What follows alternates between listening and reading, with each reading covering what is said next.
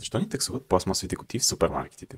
От началото на 2023 година всички пластмасови кутии за храна на ситно са на цена от 25 стотинки, а пластмасовите чашки са на цена от 10 стотинки. Тази такса трябва да се увеличи до 40 стотинки за пластмасовите кутии и до 25 стотинки за пластмасовите чашки до 2030 година.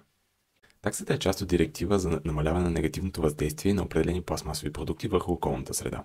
Пластмасовите чашки и контейнери за храна са сред най-често срещаните отпадъци по крайбрежията в Европейския съюз. Поради това Европейският съюз цели с тази директива да накара потребителите да използват по-малко пластмасови чашки и контейнери за храна.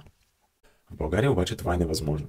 Агенцията по безопасност на храните има много строги правила за хигиена и не можем просто да отидем със собствен съд в супермаркета и да вземем храна за вкъщи в него. Това е основната причина, поради която множество супермаркети отказват да сипват храна за вкъщи в съдове, принадлежащи на клиенти.